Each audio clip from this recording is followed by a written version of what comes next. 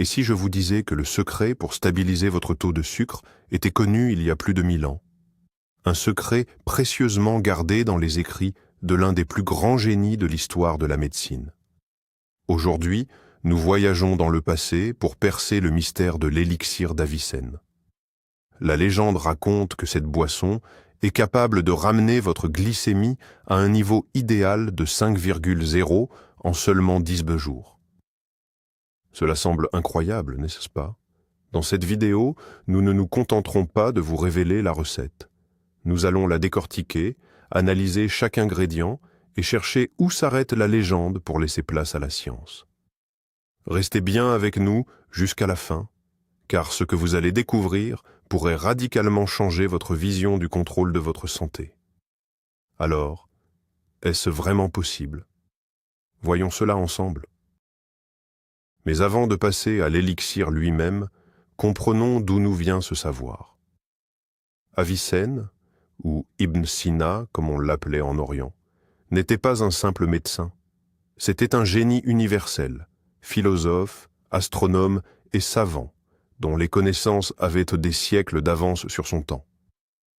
Son œuvre majeure, le canon de la médecine, a été la référence médicale absolue en Europe jusqu'au XVIIe siècle.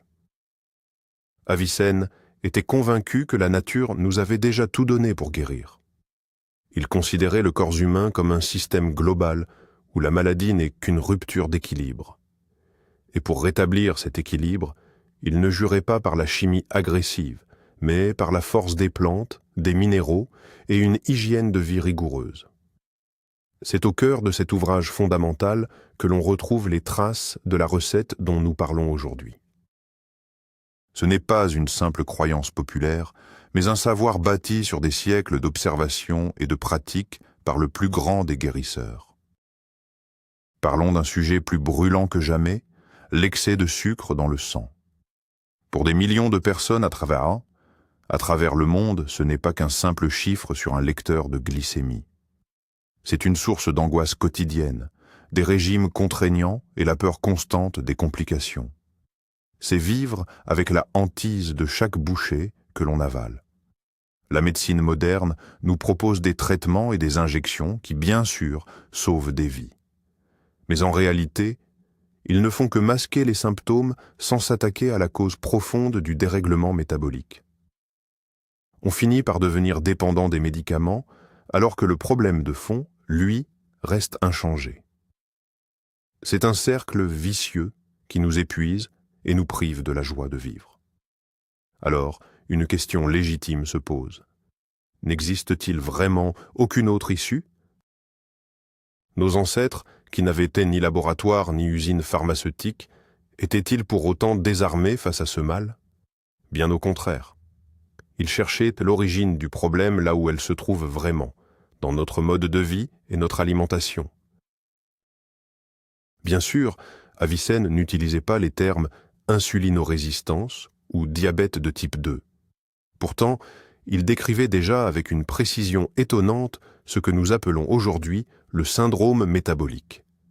Il parlait de la douceur des urines, du surpoids, d'une soif constante et d'un épuisement profond. Pour lui, la cause principale était évidente. Une mauvaise alimentation, trop riche en aliments dits chauds et humides, associée à un manque d'exercice. Son approche était globale. Il ne cherchait pas de remède miracle. Il prônait d'abord un changement de mode de vie et une purification de l'organisme avant d'utiliser la puissance des plantes pour aider le corps à retrouver son équilibre naturel. L'élixir dont nous parlons n'était pas une solution magique, mais un outil précieux au cœur d'un véritable système de santé. Cette philosophie est aujourd'hui plus pertinente que jamais. Elle nous rappelle que notre santé repose avant tout entre nos mains, et pas seulement dans notre pharmacie. Passons maintenant aux choses sérieuses. Découvrons ensemble les secrets de notre élixir ancestral. Le premier ingrédient va sans doute vous surprendre. Il s'agit du fenugrec, que l'on appelle aussi elba ou shambhala. Dans ces traités, le célèbre médecin Avicenne présentait déjà cette plante comme l'un des remèdes les plus puissants pour purifier l'organisme et apaiser le sang. Selon lui, les graines de fenugrec permettaient en fait d'éliminer l'excès de douceur du corps et de régénérer les organes internes, notamment le foie et le pancréas. Il en recommandait l'infusion pour combattre l'épuisement, la fatigue et les troubles digestifs. Avicenne avait déjà compris l'impact majeur du fenugrec sur cet organe que nous identifions aujourd'hui comme la source de l'insuline. Et ce qui est fascinant, c'est que ces intuitions, vieilles de plus de 1000 ans, sont aujourd'hui confirmées par les laboratoires de recherche du monde entier. Que dit la science moderne sur le fenugrec ? C'est ici que les choses deviennent vraiment passionnantes. Les recherches montrent que les graines de fenugrec contiennent une substance unique, la 4-hydroxyisoleucine. Cet acide aminé est capable de stimuler la production d'insuline directement par les cellules du pancréas. De plus, le fenugrec est particulièrement riche en fibres solubles qui agissent en ralentissant l'absorption des glucides et des sucres dans l'intestin. Imaginez une éponge qui absorberait l'excès de glucose pour l'empêcher de passer brusquement dans le sang. C'est précisément ainsi que travaillent les fibres du fenugrec. De nombreuses études cliniques ont confirmé qu'une consommation régulière de ces graines aide à réduire significativement le taux de sucre dans le sang, aussi bien à jeun qu'après les repas, tout en améliorant les niveaux d'hémoglobine glyquée. L'intuition du grand Avicenne ne l'avait donc pas trompé.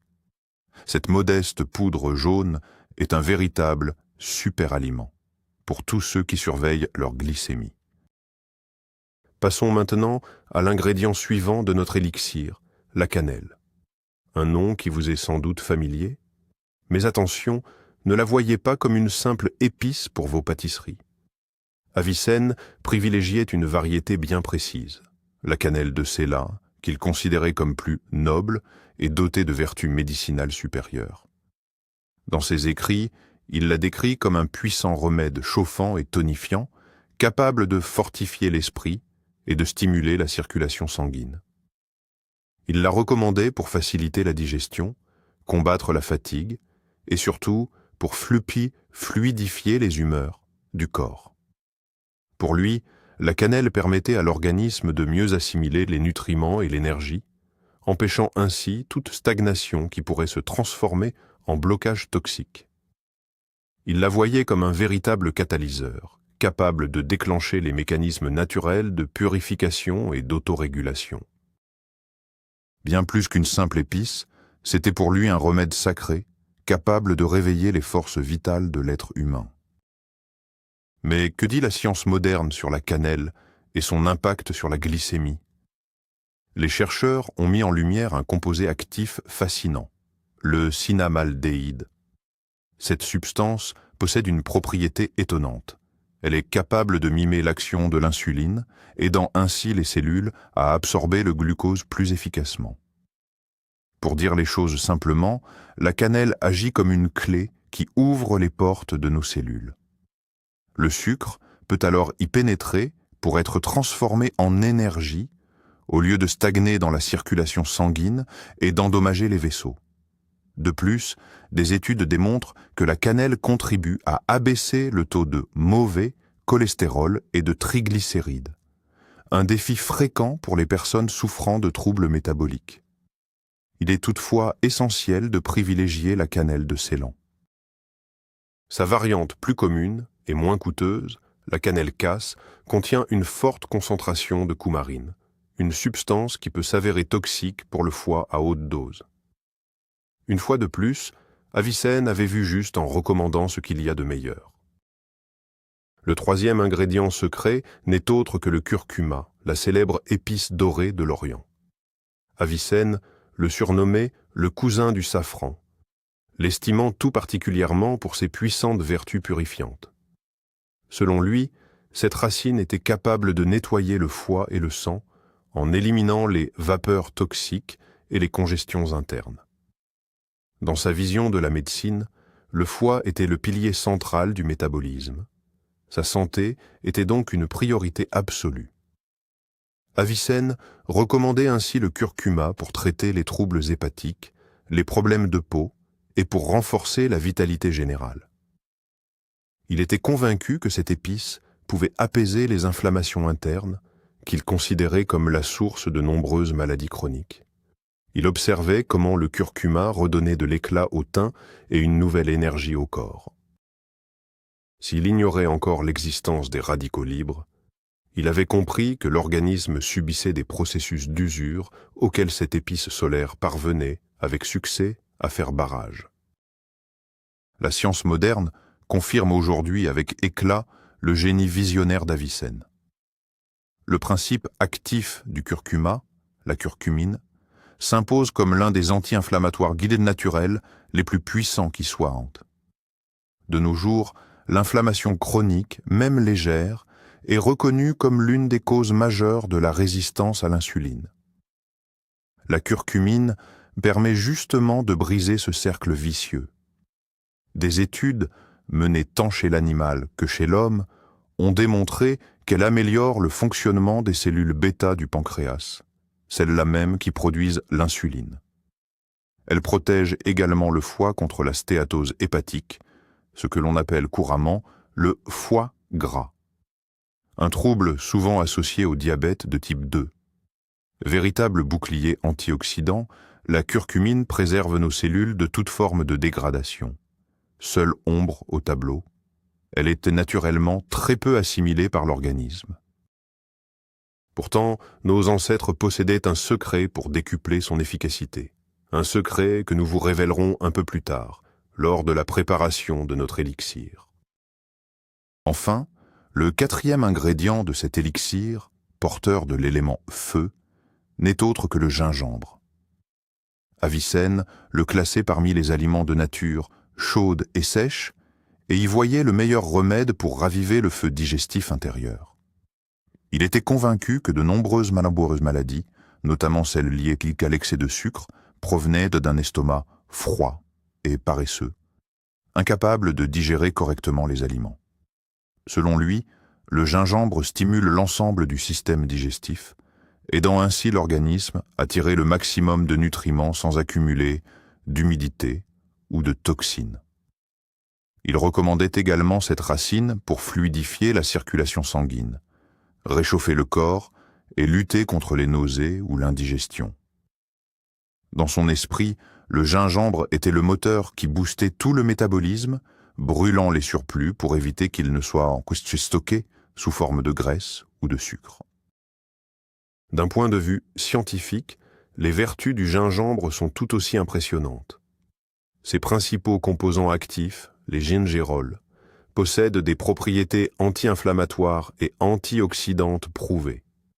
Mais le point crucial ici, c'est que des études ont démontré que le gingembre peut améliorer la sensibilité à l'insuline. Concrètement, cela signifie que l'insuline devient plus efficace pour réguler le glucose dans le sang, même à faible dose. Certaines recherches suggèrent également qu'il peut freiner les enzymes responsables de la décomposition des glucides, ce qui ralentit leur passage dans le sang après les repas. En résumé, le gingembre agit sur tous les fronts.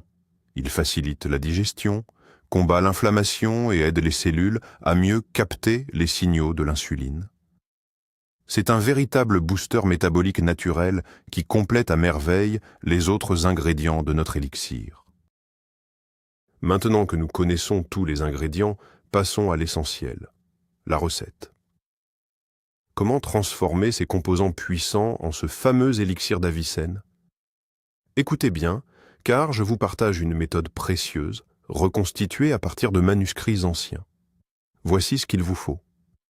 Une cuillère à soupe de graines de fenugrec, une cuillère à café de cannelle de Ceylan en poudre, une cuillère à café de curcuma en poudre, et un petit morceau de gingembre frais d'environ 2 cm. Ajoutez également une demi-cuillère à café de poivre noir en grains. Et oui, le poivre noir est l'élément clé. C'est lui qui permet de multiplier l'assimilation de la curcumine par 1000. Avicenne l'avait déjà compris. Enfin, pour la base de notre élixir, prévoyez 500 ml d'eau pure. La préparation de cet élixir est un véritable rituel. Prenez votre temps, sans aucune précipitation. Pour commencer, faites dorer légèrement les graines de fenugrec dans une poêle à sec, pendant 1 minute ou 2, jusqu'à ce qu'un délicat parfum de noisette s'en dégage. Cette étape est essentielle pour libérer toutes leurs vertus. Ensuite, épluchez le gingembre et râpez-le finement, ou coupez-le en tout petits dés. Dans une petite casserole, réunissez tous les ingrédients, le fenugrec torréfié, la cannelle, le curcuma, le gingembre et les grains de poivre noir. Versez par-dessus 500 ml d'eau pure. Il est important d'utiliser de l'eau froide et non de l'eau bouillante pour que chaque composant puisse infuser et libérer ses bienfaits progressivement. Placez enfin la casserole sur un feu doux et portez doucement à ébullition. C'est l'étape clé. Le mélange ne doit pas bouillir à gros bouillon, mais doit simplement frémir et mijoter tout en douceur. Dès les premiers frémissements, baissez le feu au minimum pour maintenir un léger frissonnement. Couvrez et laissez mijoter doucement pendant 10 à 15 minutes. C'est à ce moment précis que l'eau se gorge de toute la puissance des plantes. Les ingrédients entrent alors en synergie pour décupler leurs bienfaits. Un parfum épicé envoûtant va bientôt se diffuser dans toute votre cuisine. Une fois le temps écoulé, retirez la casserole du feu, mais ne soulevez pas encore le couvercle. Laissez votre élixir infuser patiemment pendant au moins 30 minutes supplémentaires. En refroidissant doucement, il gagnera encore en intensité et en concentration. Filtrez ensuite soigneusement la préparation à l'aide d'un tamis fin ou d'une étamine pour bien séparer le liquide des plantes. Votre élixir de santé, inspiré par Avicenne, est maintenant prêt. Sa robe est profonde, d'un beau brun doré. Conservez-le au réfrigérateur dans un récipient en verre et consommez-le sous 48 heures. Passons maintenant à la question essentielle. Comment consommer cet élixir pour en tirer tous les bénéfices ? La tradition préconise une cure de 10 jours.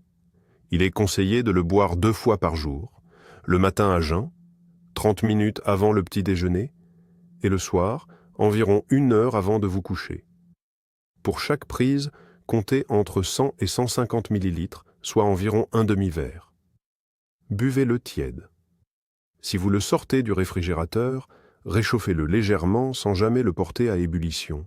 Son goût est assez particulier, épicé, avec une pointe d'amertume apportée par le fenugrec et le piquant naturel du gingembre. Surtout, n'ajoutez ni sucre ni miel. Cela risquerait d'annuler ses bienfaits. Voyez cela comme un remède naturel, un véritable rituel de soin pour votre corps. Après ces 10 jours, marquez une pause d'1 à 2 semaines avant de renouveler la cure si nécessaire. Il faut bien comprendre que cet élixir n'est pas un remède miracle. Avicenne a toujours prôné une approche globale de la santé. C'est pourquoi, pendant toute la durée de la cure, il est essentiel d'ajuster votre alimentation. L'idée n'est pas de se priver ou de s'affamer, mais de manger mieux. Évitez les sucres rapides, le pain blanc, les pâtisseries, les sucreries et les boissons sucrées. Privilégiez plutôt les légumes, en particulier les légumes feuilles, les protéines maigres comme le poulet, le poisson ou les légumineuses, ainsi que les bonnes graisses comme l'avocat, les noix et l'huile d'olive. Pensez également à boire suffisamment d'eau tout au long de la journée. En adoptant ces habitudes, vous éviterez de surcharger votre pancréas, ce qui permettra aux principes actifs de l'élixir d'agir avec une efficacité maximale. En réalité, vous offrez ainsi à votre corps les conditions idéales pour se régénérer naturellement. Au-delà de l'alimentation, Avicenne accordait une importance capitale à l'activité physique. Il disait d'ailleurs « Le mouvement peut remplacer n'importe quel remède, mais aucun remède au monde ne peut remplacer le mouvement. » Durant ces 10 jours de cure, efforcez-vous d'intégrer une activité physique modérée à votre quotidien. Rassurez-vous, il ne s'agit pas de courir un marathon. Une simple marche rapide de 30 à 40 minutes par jour est idéale. S'aérer en marchant ne permet pas seulement de faire baisser votre taux de sucre, puisque vos muscles en activité consomment naturellement du glucose. Cela améliore aussi votre circulation, oxygène votre sang et libère des tensions. C'est un point clé, car le stress, par le biais du cortisol, favorise lui aussi la hausse de la glycémie. L'alliance de l'élixir, d'une alimentation saine et du mouvement constitue la stratégie parfaite. Un véritable triple coup contre l'excès de sucre, tel que nous l'a enseigné ce grand maître de la médecine. Soyons honnêtes et penchons-nous sur cette promesse ambitieuse. Une glycémie à 5.0 en seulement 10 jours. Est-ce vraiment réaliste? Il est essentiel de distinguer le mythe de la réalité. Pour une personne en phase de prédiabète ou ayant un taux de sucre légèrement élevé et qui respecte rigoureusement nos 3 piliers, la cure de l'élixir, un rééquilibrage alimentaire et une activité physique, une telle baisse est tout à fait envisageable. Les composants de cette boisson sont effectivement très puissants. En revanche, pour quelqu'un qui vit avec un diabète de type 2 depuis des années et qui suit déjà un traitement médical, espérer une chute aussi brutale en 10 jours serait illusoire, voire dangereux. Les résultats seront bien là, mais ils seront plus doux et progressifs. C'est pourquoi cet élixir ne doit en aucun cas remplacer le traitement prescrit par votre médecin. Considérez-le comme un allié de taille, un soutien précieux pour votre organisme, et non comme un remède miracle. Mettons fin à une idée reçue. Cet élixir n'est pas un remède miracle contre le diabète. Il ne guérira pas le diabète de type 1, car il s'agit d'une maladie auto-immune.